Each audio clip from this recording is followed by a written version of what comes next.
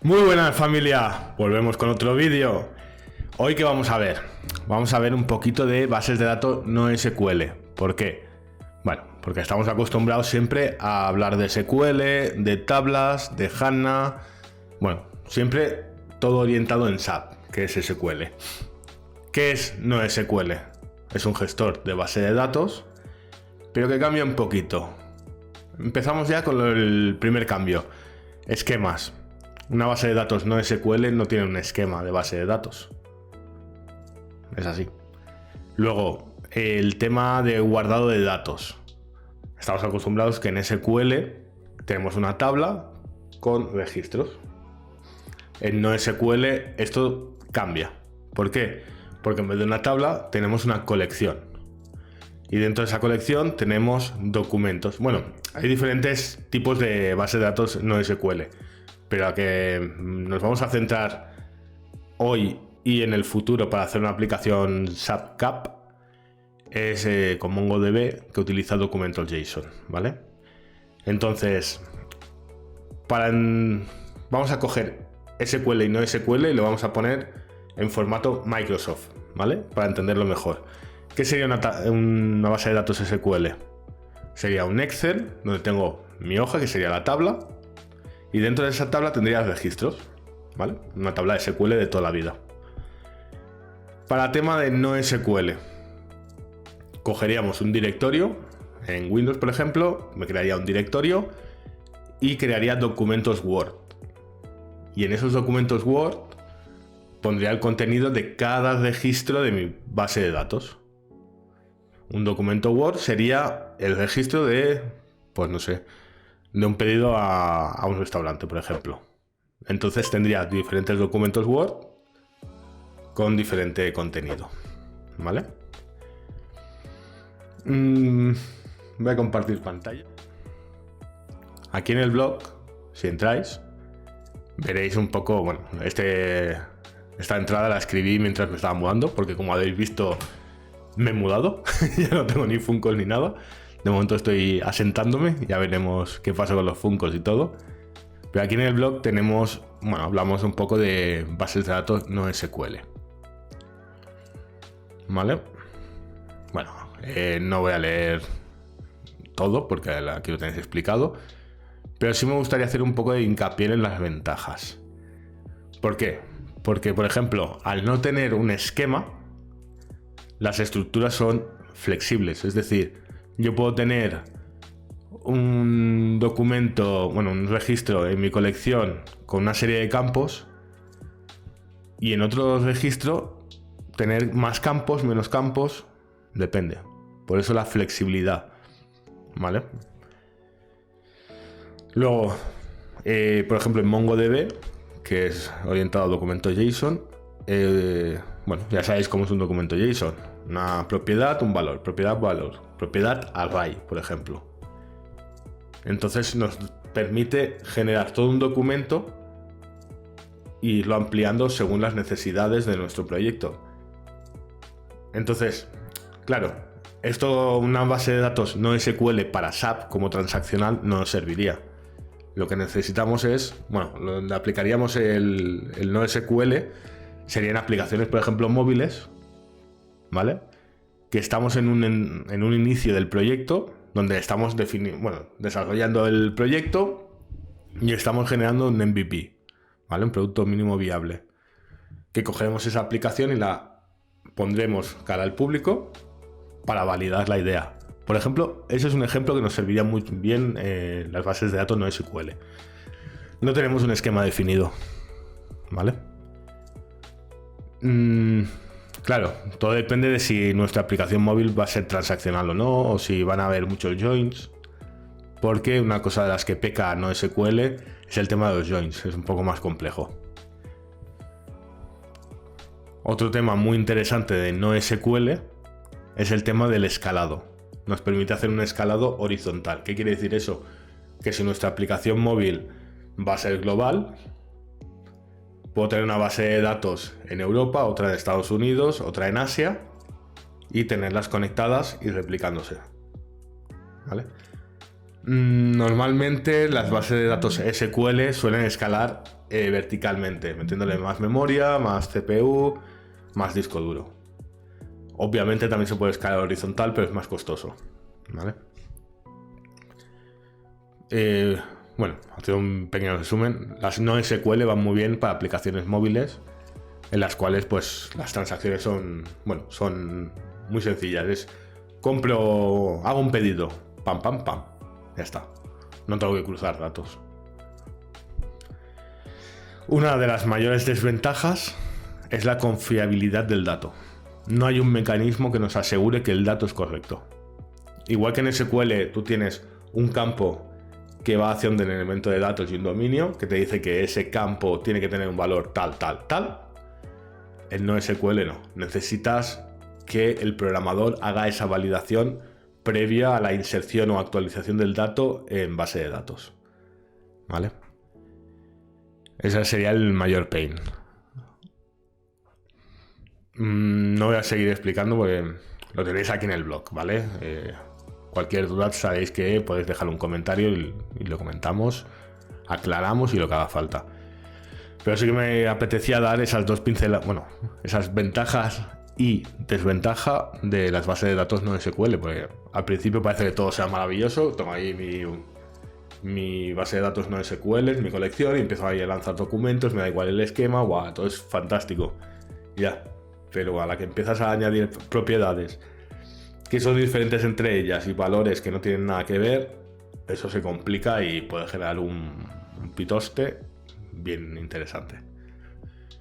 Vamos a ver MongoDB. MongoDB es un gestor de base de datos no SQL que está muy orientado a documentos JSON. Te puedes crear una colección y guardar documentos.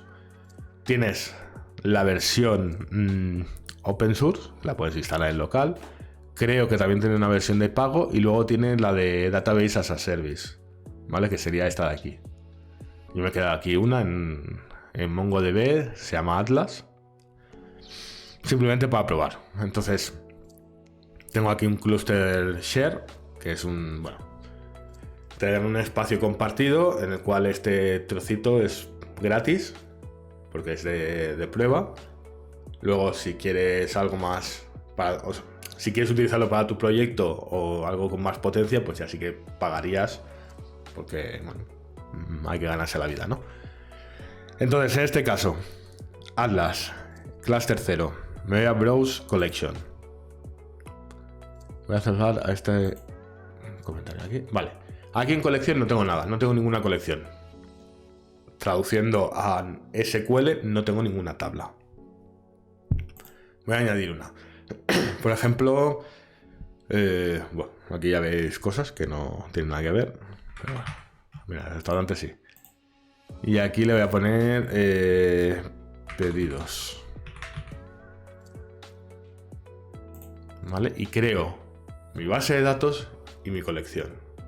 ¿Vale? Puedo tener aquí todas las bases de datos que quiera, obviamente. Y mi colección, que sería tabla. Voy a añadir un primer documento que será un pedido. Tengo la opción de añadirlo registro a registro o tengo la opción de añadirlo como un JSON. Vale, primero tener en cuenta que este es el ID de mi documento, ¿vale? Yo le podré crear una serie de propiedades, pero esta sería su clave. Y por ejemplo, voy a crear el num pedido, no sé escribir,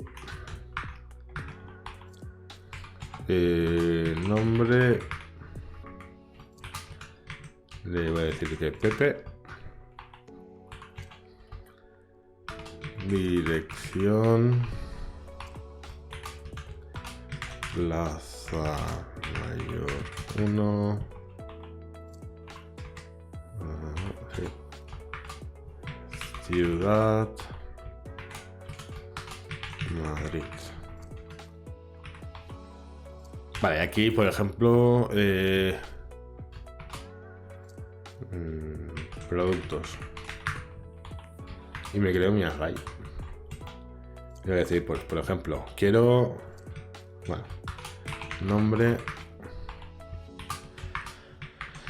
Patatas fritas. Cantidad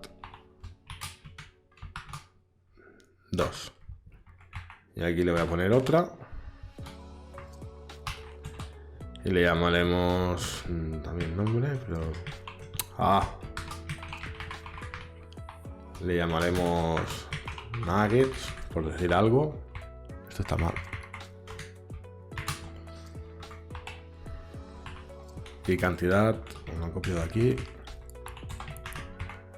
1, ¿vale? Hago el insert. Y ya vemos que aquí tenemos el registro creado, ¿vale? Con todos los datos que hemos puesto. Voy a añadir otro registro para que veáis lo que decía de la flexibilidad. Entonces aquí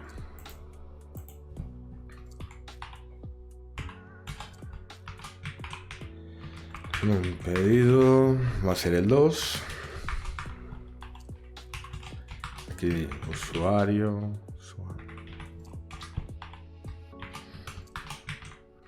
Pepito. Población Barcelona.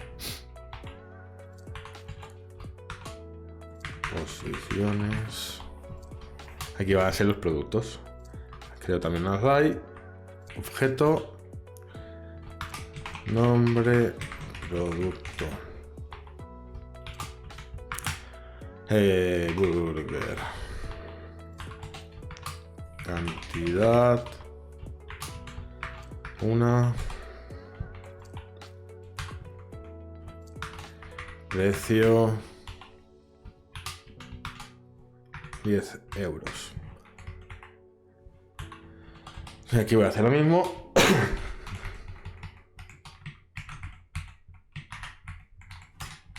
Con una pizza. No sé. Cualquier cosa sirve. Pizza y 13 euros. Vale, insertamos. Y voilà, se ha insertado. Y si observamos, es bastante diferente. Aquí tenían, bueno, un pedido es igual, pero aquí tengo nombre, aquí tengo usuario, población y aquí tengo dirección ciudad, posiciones y aquí tengo productos, nombre, producto y nombre, cantidad es igual y el precio. O sea, son dos registros totalmente diferentes. De ahí que digamos que esto es flexibilidad. Pues no tenemos un esquema definido.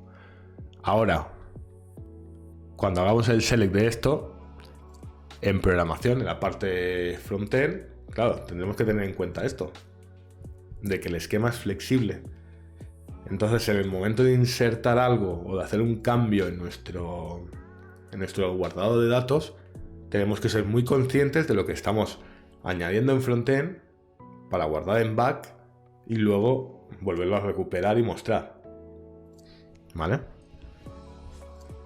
También en lo que decíamos antes de la confiabilidad del dato. Aquí no hay ninguna validación, estos son strings metidos tal cual, pam, pam, pam, pam.